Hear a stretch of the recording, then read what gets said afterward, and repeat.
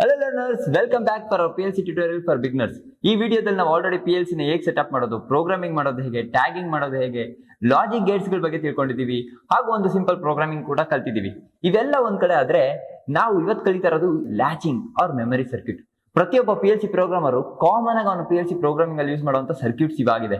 ಹಾಗಿದ್ರೆ ಏನಿದು ಲ್ಯಾಚಿಂಗು, ಏನಕ್ಕೆ ಬೇಕು, ಈ ಎಲ್ಲ ವಿಚಾರವನ್ನ ನಾವು ಇವತ್ತಿನ ವಿಡಿಯೋದಲ್ಲಿ ತಿಳ್ಕೊಳ್ಳೋಣ.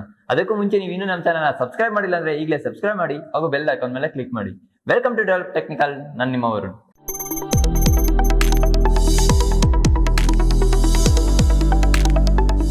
ಲ್ಯಾಚಿಂಗ್ ಸರ್ಕ್ಯೂಟ್ ಅಥವಾ ಮೆಮೊರಿ ಸರ್ಕ್ಯೂಟ್ ಹೀಗಂದ್ರೆ ಏನಪ್ಪಾ, ಈ ಸರ್ಕ್ಯೂಟ್ ಏನಕ್ಕೆ ಬೇಕು? ಸೊ ಇದುವರೆಗೂ ನಾವು ನೋಡಿದ ಎಕ್ಸಾಂಪಲ್ಸ್ ಆಗಲಿ ಅಥವಾ ಲಾಜಿಕ್ ಗೇಟ್ಸ್ ಅಲ್ಲಿ ಆಗಲಿ, ನಾನು ಇನ್ಪುಟ್ ಆನ್ ಮಾಡಿರೋಷ್ಟು ಔಟ್ಪುಟ್ ಆನ್ ಆಗ್ತಿತ್ತು, ನಾನು ಇನ್ಪುಟ್ ನ ರಿಮೂವ್ ಮಾಡಿದ ತಕ್ಷಣ ಔಟ್ಪುಟ್ ಆಫ್ ಆಗ್ತಿತ್ತು. Like this. ಇಲ್ಲಿ ಇವಾಗ ನನ್ಗೊಂದಷ್ಟು ಇನ್ಪುಟ್ ಇದೆ, ಈ ಇನ್ಪುಟ್ ನ ಪ್ರೆಸ್ ಮಾಡಿದಾಗ ನಾನು ಔಟ್ಪುಟ್ ಆನ್ ಆಗ್ತಿತ್ತು, ಇನ್ಪುಟ್ ನ ರಿಮೂವ್ ಮಾಡಿದ ತಕ್ಷಣ ಔಟ್ಪುಟ್ ಏನಾಗ್ತಿದೆ, ಆಫ್ ಆಗ್ತಾ ಇದೆ. ಸೊ ಎಲ್ಲಿವರೆಗೂ ನಾನು ಇನ್ಪುಟ್ ನ ಪ್ರೆಸ್ ಮಾಡಿರ್ತೀನೋ ಅಲ್ಲಿವರೆಗೂ ಔಟ್ಪುಟ್ ಪ್ರೆಸ್ ಆನ್ ಆಗೇ ಇದೆ. ಒಂದ್ ವೇಳೆ ನಾನು ಈ ಲ್ಯಾಂಪು ನಂಗೆ ದಿನನಿತ್ಯ ಪೂರ್ತಿ ದಿನ ಆನ್ ಆಗಿರ್ಬೇಕು ಅನ್ಕೊಳ್ಳಿ, ಅವಾಗ ನಾನು ಏನ್ ಮಾಡಕ್ಕಾಗತ್ತೆ? ಪೂರ್ತಿ ದಿನ ನಾನು ಈಗ ಇಟ್ಕೊಂಡಿರಕ್ಕಾಗತ್ತಾ? ನಾನು ಇಟ್ಕೊಂತೀನಪ್ಪ. ಇದೇ ತರ ನನಗೆ 1000 ಮಿಷಿನ್ಗಳಿದೆ, 1000 ಮಿಷಿನ್ಗಳು ಕೂಡ ನಾನು ಆನ್ ಆಗೇ ಇರಬೇಕು ಅಂದ್ರೆ 1000 ಮಿಷಿನ್ಗಳು ಈ ತರ ಹೋಲ್ಡ್ ಮಾಡಕ್ಕಾಗತ್ತಾ? ಖಂಡಿತ ಆಗಲ್ಲ. ಸೊ ಇಲ್ಲಿ ನಮ್ಮ ಬದಲು ಬೇರೆ ಯಾರಾದ್ರೂ ಹೋಲ್ಡ್ ಮಾಡ್ಬೋದಾ? ಖಂಡಿತ ಮಾಡ್ಬೋದು. ಅದನ್ನೇ ನಾವು ಎಲೆಕ್ಟ್ರಾನಿಕಲಿ ಹೋಲ್ಡಿಂಗ್ ಅಂತ ಕರಿತೀವಿ, ಅಥವಾ ಎಲೆಕ್ಟ್ರಿಕಲಿ ಹೋಲ್ಡ್ ಮಾಡೋದು ಅಂತ. ಸೊ ಅದಕ್ಕೆ ನಾವು ಇದನ್ನ ಹೋಲ್ಡಿಂಗ್ ಸರ್ಕ್ಯೂಟ್, ಲ್ಯಾಚಿಂಗ್ ಸರ್ಕ್ಯೂಟ್ ಅಥವಾ ಮೆಮೊರಿ ಸರ್ಕ್ಯೂಟ್ ಹೀಗೆ ಹಲವಾರು ರೀತಿಯಿಂದ ಕರೀತಾರೆ. ಮೆಮೊರಿ ಅಂದ್ರೆ ಆ ಮೆಮೊರಿನ ತನ್ನಲ್ಲಿ ಇಟ್ಕೊಂಡಿರ್ಲಿ, ನಾನು ಇದು ಆನ್ ಮಾಡು ಅಂತ ಕೊಟ್ಟಿರೋ ಇನ್ಫಾರ್ಮೇಶನ್ ಅಂದ್ರೆ ಆ ಇನ್ಫಾರ್ಮೇಶನ್ ನ ಮೆಮೊರಿಯಲ್ಲಿ ಇಟ್ಕೊಂಡಿರುತ್ತೆ. ಸೊ ಹಂಗಾಗಿ ಆ ಲ್ಯಾಂಪ್ ನ ಆನ್ ಮಾಡಿಟ್ಟಿರುತ್ತೆ ಅಂತ ಇದಕ್ಕೆ ಮೆಮೊರಿ ಸರ್ಕ್ಯೂಟ್ ಅಂತ ಕೂಡ ಕರೀತಾರೆ. ಸೊ ಈ ಎಲ್ಲ ಮಾಡ್ಬೇಕಂದ್ರೆ ನಮಗೆ ಮೆಮೊರಿ ಸರ್ಕ್ಯೂಟ್ ಬೇಕು. ಒಬ್ಬ PLC ಪ್ರೋಗ್ರಾಮರು ತನ್ನ ಪ್ರೋಗ್ರಾಮಿಂಗ್ ಲ್ಯಾಂಗ್ವೇಜ್ ಅಲ್ಲಿ ಮೋಸ್ಟ್ ಕಾಮನ್ ಆಗಿ ಯೂಸ್ ಮಾಡುವಂತ ಸರ್ಕ್ಯೂಟ್ ಇದೇ ಲ್ಯಾಚಿಂಗ್ ಸರ್ಕ್ಯೂಟ್. ಹಾಗಿದ್ರೆ ಇದನ್ನ ಹೇಗೆ ಮಾಡೋದು?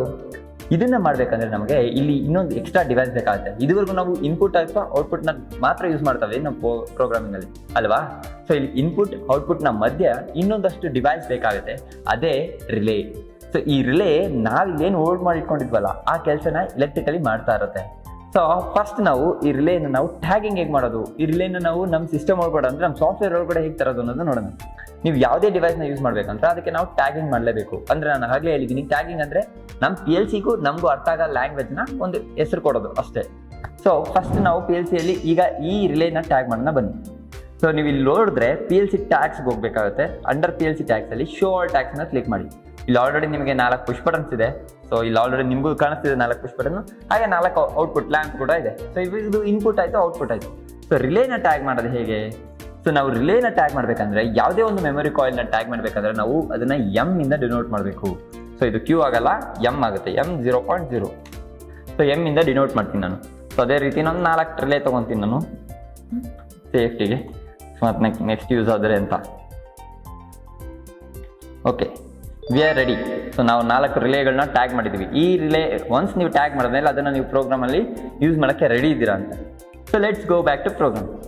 ಸೊ ಈ ಪ್ರೋಗ್ರಾಮಲ್ಲಿ ನಾವು ಇವಾಗಿರೋ ಸರ್ಕ್ಯೂಟ್ ಇದು ಪುಷ್ ಬಟನ್ ಪ್ರೆಸ್ ಮಾಡಿದ್ರೆ ಲ್ಯಾಂಪ್ ಆನ್ ಆಗುತ್ತೆ. ಸೊ ಇದು ಆಲ್ರೆಡಿ ನಿಮ್ಗೆ ಗೊತ್ತಿದೆ. ಸೊ ಈ ಲ್ಯಾಂಪ್ ಆನ್ ಆಗೇ ಇರಬೇಕು ಅಂದರೆ ಹೇಗೆ ಮಾಡೋದು?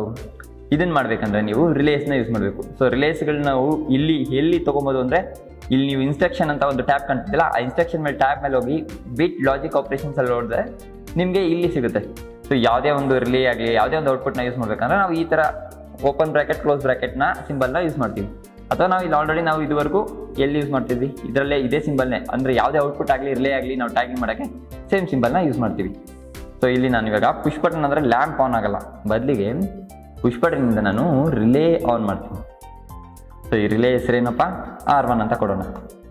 ಸೊ ನಾನಿಲ್ಲಿ R1 ಅಂತ ಬರೆದಿದ ತಕ್ಷಣ ಅದು M0.0 ಹೋಗ್ತು. ಇದೇ ಟ್ಯಾಗಿಂಗ್ನ ಪವರ್. ನಾವು ಟ್ಯಾಗ್ ಮಾಡಿದ್ರೆ ಈ ರೀತಿ ಆಗುತ್ತೆ. ಸೊ ನೆಕ್ಸ್ಟ್ ಲೈನಲ್ಲಿ ಇವಾಗ ನಾನು PV1 ಪ್ರೆಸ್ ಮಾಡಿದ್ರೆ R1 ಆನ್ ಆಗುತ್ತೆ. ಸೊ ಅಗೈನ್ ಈ R1 ಆನ್ ಆದರೆ ನನಗೆ ಲ್ಯಾಂಪ್ ಆನ್ ಆಗಬೇಕು. ಸೊ ನಾನು ಇಲ್ಲಿ R1 ಆನ್ ಆದರೆ ನನಗೆ ಲ್ಯಾಂಪ್ ಆನ್ ಆಗಬೇಕು. L1 ಲ್ಯಾಂಪ್ ಆನ್ ಅಂತ ಟ್ಯಾಗ್ ಮಾಡಿದ್ದೀವಿ, ಲ್ಯಾಂಪ್ ಆನ್ ಆಗಬೇಕು. ಹೀಗೇನಾಗುತ್ತೆ, ಇಲ್ಲಿ ನಾನು PV1 ಪ್ರೆಸ್ ಮಾಡಿದ್ರೆ R1 ಆನ್ ಆಗುತ್ತೆ, R1 ಆನ್ ಆದರೆ ನನಗೆ ಲ್ಯಾಂಪ್ ಆನ್ ಆಗುತ್ತೆ. ಬಟ್ ಇಲ್ಲೂ ಕೂಡ ನಾನು PV ರಿಮೂವ್ ಮಾಡಿದ ತಕ್ಷಣ R ಆಫ್ ಆಗಿಬಿಡುತ್ತೆ, ಲ್ಯಾಂಪ್ ಆಫ್. ಏನಾಗುತ್ತೆ ಫಸ್ಟ್ ರೈಟ್ ಮಾಡೋಣ, ಅವಾಗ ಗೊತ್ತಾಗುತ್ತೆ. ಸೊ ರೈಟ್ ಮಾಡಬೇಕಂದ್ರೆ we need a cable. So ನಾನು PLC ಕನೆಕ್ಟ್ ಮಾಡಿರುವಂಥ ಎಥರ್ನೆಟ್ ಕೇಬಲ್ ತೊಗೊತಾ ಇದ್ದೀನಿ. ಸೊ ಇದನ್ನು ನಾನು ನನ್ನ PC ಕನೆಕ್ಟ್ ಮಾಡ್ಕೊತಾ ಇದ್ದೀನಿ. Let's load this. Click on download. ಇದು ಆಲ್ರೆಡಿ ನೀವು ನಮ್ಮ ಹಿಂದಿನ ವೀಡಿಯೋಗಳಲ್ಲಿ ನೋಡಿದ್ದೀರಾ ಹೇಗೆ ಡೌನ್ಲೋಡ್ ಮಾಡ್ತಾ ಇದ್ದೀನಿ ಅಂತ. ಸೊ ಇದು ನಾನು ಎಕ್ಸಾಕ್ಟ್ಲಿ ಸಾಲ್ವ್ ಮಾಡಿಲ್ಲ, ನಾನು ಇದರಲ್ಲಿ ಒಂದು ಸಮಸ್ಯೆ ಇಟ್ಟಿದ್ದೀನಿ, ಅದು ಏನು ಅಂತ ತೋರಿಸ್ತೀನಿ ಏನಾಗ್ತದೆ.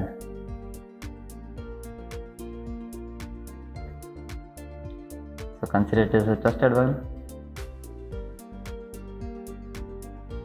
ಕಂಪೈಲ್ ಮಾಡ್ಕೊತಾ ಇದೆ. ನಮ್ಮ ಪ್ರೋಗ್ರಾಮಲ್ಲಿ ಏನು ಎರರ್ ಇಲ್ಲ ಅಂತ ಚೆಕ್ ಮಾಡ್ತಾ ಇದೆ. ಆಬ್ವಿಯಸ್ಲಿ ಏನು ಎರರ್ ಇಲ್ಲ. ಓಕೆ, ನೀವು ರೈಟ್ ಮಾಡೋದಕ್ಕೂ ಆಲ್ರೆಡಿ ಅಲ್ಲಿ ಇರೋದಕ್ಕೂ ಡಿಫ್ರೆನ್ಸ್ ಇದೆ ಅಂತ ಹೇಳ್ತಾ ಇದೆ. ಇಟ್ಸ್ ಓಕೆ, ನಂಗೆ ಗೊತ್ತಿದೆ ಡಿಫ್ರೆನ್ಸ್ ಇದೆ, ಅದಕ್ಕೆ ತಾನೇ ರೈಟ್ ಮಾಡ್ತಾ ಇರೋದು. ಸೊ ರೈಟ್ ಮಾಡೋಣ. ಓಕೆ, ಲೋಡಿಂಗ್ ಕಂಪ್ಲೀಟ್ ಆಯಿತು. ಈಗ ಇಲ್ಲಿ ನೀವು ಮಾನಿಟರ್ ಮೋಡ್ಗೆ ಹಾಕಿ ನೋಡಿ ಏನಾಗ್ತಾಯಿದೆ ಅಂತ. ಈಗಲೂ ಕೂಡ ಸೇಮ್ ಹಳೆಯ ರೀತಿಯೇ ವರ್ಕ್ ಆಗುತ್ತೆ. ನಮ್ಮ PBN ಪ್ರೆಸ್ ಮಾಡಿದ್ರೆ ಲ್ಯಾಂಪ್ ಆನ್ ಆಗ್ತಾ ಇದೆ, ಬಿಟ್ಟರು ಕೂಡ ಲ್ಯಾಂಪ್ ಆನ್ ಆಗೇ ಇದೆ. ಇಲ್ಲಿ ನೀವು ಮಾನಿಟರ್ ಮಾಡೋದು ನೋಡ್ಬೋದು. ನಮ್ಮ ಪ್ರೆಸ್ ಮಾಡಿದಾಗ ಏನಾಗ್ತಾ ಇದೆ, ರಿಲೇ ಆನ್ ಆಗ್ತಾ ಇದೆ, R1 ಆನ್ ಆಗ್ತಾ ಇದೆ, ಅದಕ್ಕೆ ಲ್ಯಾಂಪ್ ಆನ್ ಆಗ್ತಾ ಇದೆ. ಕರೆಕ್ಟ್ ಅಲ್ವಾ? ಸೊ ಇಲ್ಲಿ ನಾನು ಬಿಡ್ತೀನಿ, ಆಫ್ ಆಗ್ತಾಯಿದೆ. ಅರೆ, ನೀವು ಹೇಳಿದ್ರೆ ಹೋಲ್ಡ್ ಆಗುತ್ತೆ ಅಂತ, ಇಲ್ಲಿ ಆಗ್ತಾ ಇಲ್ಲ ಅಂತ ಅಂದ್ಕೊಂಡ್ರೆ ಇಲ್ಲಿ ನಾವು ಇನ್ನೊಂದು ಇಂಪಾರ್ಟೆಂಟ್ ಮೆನ್ಷನ್ ಮಾಡ್ತಾ ಇದೀವಿ. ಇಲ್ಲಿ ಏನು ಮಾಡ್ತಾ ಇದೀವಿ ನಾವು, ಈ PBನ ರಿಮೂವ್ ಮಾಡ್ತಾ ಇದೀವಿ. ಈ ಪುಷ್ ಬಟನ್ನ ನಾವು ಆಪರೇಟ್ ಮಾಡೋದ್ರಿಂದ ತೆಗಿತಾ ಇದ್ದೀವಿ. ಆದ್ರೆ ನಾವು ಲ್ಯಾಂಪ್ ಆನ್ ಆಗೇ ಇರಬೇಕು ಅಂದರೆ ನಾವೇನು ಮಾಡಬೇಕು, ಇಲ್ಲಿ ಇನ್ನೊಂದು ಎಕ್ಸ್ಟ್ರಾ ಲೈನ್ ಬರೀಬೇಕು. ಸೊ ಎಕ್ಸ್ಟ್ರಾ ಲೈನ್ ಹೇಗೆ ಬರೆಯೋದು ತೋರಿಸ್ತೀನಿ ನೋಡಿ. ಫಸ್ಟು ಸೇವ್ ಆ್ಯಸ್ ಯೂಶುವಲ್ ಆಫ್ಲೈನ್ಗೆ ಹೋಗೋಣ. ನಮ್ಮ PB ಸೆಲೆಕ್ಟ್ ಮಾಡಿ ಆಫ್ಲೈನ್ಗೆ ಹೋಗಿ, ಅದಾದ ನಂತರ ಒಂದು ಎಕ್ಸ್ಟ್ರಾ ಲೈನ್ ಓಪನ್ ಮಾಡಿ, ಒಂದು ಎಕ್ಸ್ಟ್ರಾ ಕಾಂಟ್ಯಾಕ್ಟ್ ಪಾಯಿಂಟ್ ಓಪನ್ ಮಾಡಿ. ಆ ಕಾಂಟ್ಯಾಕ್ಟ್ ಪಾಯಿಂಟ್ನ ಇದಕ್ಕೆ ಜಾಯಿನ್ ಮಾಡಿ. ಇದಕ್ಕೆ ಹೆಸರು ಕೂಡ R1 ಅಂತ ಕೊಡೋಣ. ಸೊ ಈಗೇನಾಗುತ್ತೆ, ನಾನು ಪುಷ್ ಬಟನ್ ರಿಮೂವ್ ಮಾಡಿದ್ರು ಕೂಡ ಸ್ಟಾರ್ಟಿಂಗಲ್ಲಿ ಏನಾಗುತ್ತೆ, ನಾನು PBN ಪ್ರೆಸ್ ಮಾಡ್ತೀನಾ, ಆಗ R1 ಆನ್ ಆಗುತ್ತಾ? R1 ಆನ್ ಆಗಿದ ತಕ್ಷಣ ಏನಾಗುತ್ತೆ, ಈ ಲೈನ್ ಇದು ಕೂಡ ಈ R1 ಆನ್ ಆಗುತ್ತಾ? ಸೊ ನನಗೆ ಇಲ್ಲಿ PB ಬದಲು ಕರೆಂಟು ಹೀಗೆ ಫ್ಲೋ ಆಗಿ ಸ್ಟಾರ್ಟ್ ಆಗುತ್ತೆ R1ಗೆ.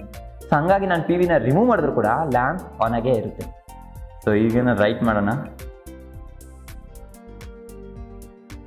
S, over right.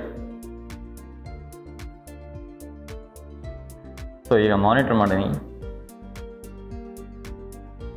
ಈಗೇನಾಗ್ತದೆ ನೋಡಿ, ಪವರ್ PB1 ಹತ್ರ ಬಂದಿದೆ, R1 ಹತ್ರ ಬಂದಿದೆ, ಈ R1 ಹತ್ರ ಬಂದಿದೆ, ಲ್ಯಾಂಪು ಆಫ್ ಆಗಿದೆ, R1 ಆಫ್ ಆಗಿದೆ. ಸೊ ನಾನು PB1 ಪ್ರೆಸ್ ಮಾಡಿದಾಗ ಇನಿಷಿಯಲಿ ನಾನು ಇಲ್ಲಿ ಸ್ಟಾರ್ಟಿಂಗಲ್ಲಿ R1 ಇಂದ ಹೋಗ್ತಾ ಇರಲ್ಲ, ಬಿಕಾಸ್ R1 ಆಫ್ ಆಗಿದೆ. ಸೊ ನಾನು PB1ನ ಪ್ರೆಸ್ ಮಾಡ್ತೀನಿ, ಏನಾಯಿತು, ಲ್ಯಾಂಪ್ ಆನ್ ಆಯಿತು. ನಾನು ಇವಾಗ PB1 ಬಿಟ್ಟಿದ್ದೀನಿ, ಇಲ್ಲಿ ನೋಡಿ ಪವರ್ ಕಟ್ ಆಗಿದೆ PB1 ದಾರಿಯಿಂದ, ಬಟ್ ಲ್ಯಾಂಪ್ಗೆ R1 ಇಂದ ಕಂಟಿನ್ಯೂಸ್ ಆಗಿ ಲ್ಯಾಂಪ್ ಪವರ್ ಹೋಗ್ತಾನೆ ಇದೆ. ಸೊ ಈ ರೀತಿ ನಾನು ಪುಷ್ ಬಟನ್ ಬಿಟ್ಟರೂ ಕೂಡ ಲ್ಯಾಂಪ್ ಆನ್ ಆಗಿರಬೇಕು ಅಂದರೆ ನಾವು ಈ ರೀತಿ ಲ್ಯಾಚಿಂಗ್ ಸರ್ಕ್ಯೂಟ್ನ ಮಾಡ್ತಾ ಇದೀವಿ. ಈಗ ಆನ್ ಏನೋ ಆಯಿತು, ಆಫ್ ಹೆಂಗೆ ಮಾಡೋದು? ಸೊ ಆಫ್ ಮಾಡಬೇಕಂದ್ರೆ ನಾವು ಈ ಲ್ಯಾಚಿಂಗ್ ಸರ್ಕ್ಯೂಟ್ನ ಆಫ್ ಮಾಡಬೇಕು. ಇವಾಗ ನನಗೆ ಲ್ಯಾಂಪ್ ಆನ್ ಆಗಿರೋದು ಯಾವುದರಿಂದ? R1 ಇಂದ. ಕರೆಕ್ಟ್ ಅಲ್ವಾ? R1 ಹೇಗೆ ಆನ್ ಆಗಿದೆ? R1 ಆನ್ ಆಗಿರೋದು ಈ R1 ಇಂದ, ಅದೇ ಸೆಲ್ಫ್ ಲ್ಯಾಚಿಂಗ್ ಆಗಿದೆ. ಅಂದರೆ ತನ್ನ ಕಾಂಟ್ಯಾಕ್ಟ್ ಪಾಯಿಂಟ್ ಯೂಸ್ ಮಾಡಿಕೊಂಡು ರಿಲೇ ಅದ್ರ ಕಾಂಟ್ಯಾಕ್ಟ್ ಪಾಯಿಂಟ್ ಇಂದಾನೆ ಲ್ಯಾಚಿಂಗ್ ಮಾಡ್ಕೊಂಡಿದೆ. ಸೊ ಈ ರಿಲೇ ಆನ್ ಆದಾಗ ಏನಾಗುತ್ತೆ, ಇಟ್ಸ್ ಎ ಮ್ಯಾಗ್ನೆಟಿಕ್ ಕಾಯಿಲ್. ಈ ಕಾಯಿಲ್ ಆನ್ ಆದಾಗ ಇದ್ರ NO/NC ಇಂಟರ್ಚೇಂಜ್ ಆಗುತ್ತೆ. ಇದು ಬೇಸಿಕ್ಸ್ ನಿಮ್ಗೆ ಗೊತ್ತಿರುತ್ತೆ, ರಿಲೇ ಯೂಸ್ ಮಾಡ್ತಾ ಇರೋರು. ಸೊ ಇವಾಗ ಏನಾಗ್ತೈತೆ, ಯಾವಾಗ ಈ ರಿಲೇ ಆಕ್ಚುಟ್ ಆಗುತ್ತೋ, ನಾವು PBN ಪ್ರೆಸ್ ಮಾಡಿದಾಗ ಯಾವಾಗ ಈ ರಿಲೇ ಆಕ್ಚುಟ್ ಆಗುತ್ತಾ, ಆಗ ಈ ಕಾಂಟ್ಯಾಕ್ಟ್ ಪಾಯಿಂಟು NO ಇದ್ದಿದ್ದು NC ಆಗಿದೆ, ಅಂದರೆ ಓಪನ್ ಇದ್ದಿದ್ದು ಕ್ಲೋಸ್ ಆಗುತ್ತೆ. ಸೊ ಒನ್ಸ್ ಅವು ಕ್ಲೋಸ್ ಆದರೆ ಕರೆಂಟ್ ಅದ್ರ ಥ್ರೂ ಫ್ಲೋ ಆಗೋಕ್ಕೆ ಸ್ಟಾರ್ಟ್ ಆಗುತ್ತೆ. ಸೊ ನಾನು PB1 ಬರಬೇಕು ಅಂತ ಏನಿಲ್ಲ. ಇವಾಗ ನಾನು ಏನು ಮಾಡಿದ್ದೀನಿ, PB1ನ ಬೈಪಾಸ್ ಮಾಡಿ ಈ ರಿಲೇನ ಆನ್ ಮಾಡಿದ್ದೀನಿ. ಸೊ ಹಂಗಾಗಿ ನನ್ನ ಲ್ಯಾಂಪ್ ಕಂಟಿನ್ಯೂಸ್ ಆಗಿ ಆನ್ ಆಗೇ ಇದೆ. ಇದನ್ನ ಆಫ್ ಮಾಡಬೇಕಂದ್ರೆ ನಾವು ಈ ಲ್ಯಾಚ್ ಪಾಯಿಂಟ್ನ ಕಟ್ ಮಾಡಬೇಕು. ಐದರ್ ಇಲ್ಲಿಂದ ಈ ಲೈನ್ ಇದೆಯಲ್ಲ, ಈ ಲೈನ್ಗೆ ಹೋಗ್ತಿರೋ ಸಪ್ಲೈಯಲ್ಲಿ ಎಲ್ಲಾದರೂ ಒಂದು ಪಾಯಿಂಟ್ನ ಕಟ್ ಮಾಡಬೇಕು. ಸೊ ಎಲ್ಲೇ ನಾವು ಸ್ಟಾಪ್ ಆಪ್ರೇಷನ್, ಎಲ್ಲೇ ನಾವು ಆಫ್ ಆಪ್ರೇಷನ್ ಮಾಡಬೇಕು ಅಥವಾ ಸ್ಟಾಪ್ ಆಪ್ರೇಷನ್ ಮಾಡಬೇಕು ಅಂದರೆ, ಯಾವುದೇ ಒಂದು ಪ್ರೋಸೆಸ್ನ ಸ್ಟಾಪ್ ಮಾಡಬೇಕಂದ್ರೆ ನಾವು NC ಪುಷ್ ಬಟನ್ನ ಯೂಸ್ ಮಾಡಬೇಕು. NC ಅಂದರೆ ನಾರ್ಮಲಿ ಕ್ಲೋಸ್ ಆಗಿರೋ ಪುಷ್ ಬಟನ್ನ ಯೂಸ್ ಮಾಡಬೇಕು. ಸೊ ಇದರಿಂದ ನಾವು ಯಾವುದರಿಂದ ಸ್ಟಾಪ್ ಮಾಡೋಣ, ಇಲ್ಲಿ ನಾವು ರೆಡ್ ಕಲರ್ ಪುಷ್ ಬಟನ್, ನಮ್ಮ ಪುಷ್ ಬಟನ್ 2 ಇಂದ ನಾವು ಸ್ಟಾಪ್ ಮಾಡೋಣ. So right PB2. So PB2 right ಮಾಡಿದೆ, ಲೋಡ್ ಮಾಡೋಣ.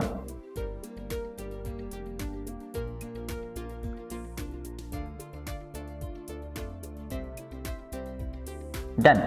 ಸೊ ಈಗೇನಾಗ್ತದೆ, ಲ್ಯಾಂಪ್ ಆನ್ ಆಗೇ ಇದೆಯಾ? ನಾನು PB2 ಪ್ರೆಸ್ ಮಾಡ್ತೀನಿ, ಏನಾಗುತ್ತೆ ನೋಡಿ, ಈ PB2 ಈ ಪಾತಲ್ಲಿ ಹೋಗ್ತಾರೋ ಫ್ಲೋನ ಕಟ್ ಮಾಡುತ್ತೆ. ಸೊ ಅವಾಗ ನಮ್ಮ ಲ್ಯಾಂಪ್ R1 ಆಫ್ ಆಗುತ್ತೆ. R1 ಆಫ್ ಆದಾಗ ಲ್ಯಾಂಪು ಕೂಡ ಆಫ್ ಆಗುತ್ತೆ.